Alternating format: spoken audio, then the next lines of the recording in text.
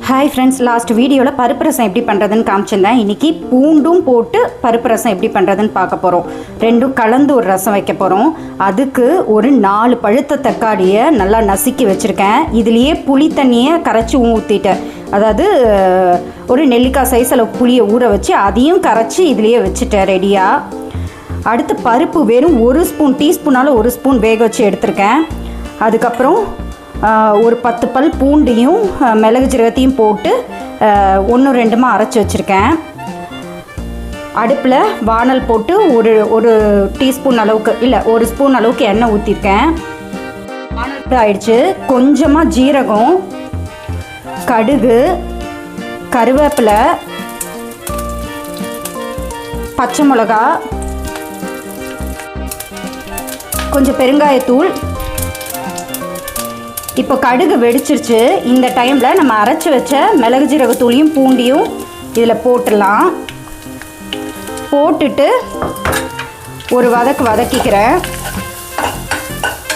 வதக்கிட்டு நம்ம மசிச்சு வச்சிருந்த புளி தண்ணியும் தக்காளியும் இதில் ஊற்றிக்கிறேன். அடுப்பை சிம் பண்ணிவிடுங்க, ஏன்னா ரசத்தை ஒரு கொதி வந்தோடனே இறக்கிற போகிறோம். ஒரு டீஸ்பூன் அளவுக்கு சாம்பார் பொடி. ஒரு டைம் இப்படி ட்ரை பண்ணி பாருங்கள், என்ன சாம்பார் பொடிலாம் போடுறேன்னு நினைக்க வேண்டாம். அடுத்தது 1 ஸ்பூன் அளவுக்கு மஞ்சள் தூள், கொஞ்சமாக பெருங்காயத்தூள். ஸ்டார்டிங்கில் நம்ம கொஞ்சம் தான் பெருங்காயத்தூள் போட்டோம், இப்போ இன்னும் கொஞ்சம் போட்டுக்கிறேன். அது மாதிரி கரைச்சி வச்ச பருப்பு தண்ணி, உப்பு தேவைக்கேற்ப.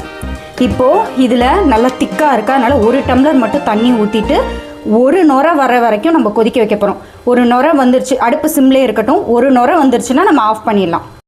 நுரை வந்துருச்சு, அதாவது ஒரு கொதி வந்துருச்சு. ரசத்தை பொறுத்த வரைக்கும் ஒரு கொதி வந்தாலே ஆஃப் பண்ணிடலாம். ஸோ இப்போது என்கிட்ட கொஞ்சம் பழைய கொத்தமல்லி தான் இருக்குது. ஸோ கொத்தமல்லியை தூவி விட்டுட்டு நம்ம ஆஃப் பண்ணிட வேண்டியதுதான். பூண்டு பருப்பு ரசம் ரெடி. ஒரே மாதிரியே ரசம் வைக்காமல் இந்த மாதிரி ஒரு டைம் ட்ரை பண்ணி பாருங்கள். ஓகே ஃப்ரெண்ட்ஸ், இன்னொரு அழகான வீடியோட உங்களை நான் மீட் பண்ணுறேன். அது வரைக்கும் பாய்.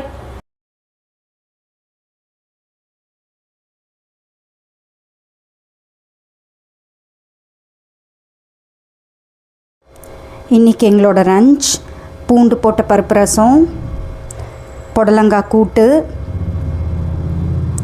கோவக்காய் ஃப்ரை. அவ்வளோதான் ஃப்ரெண்ட்ஸ், இன்றைக்கி எங்களோட லஞ்ச் இது தான்.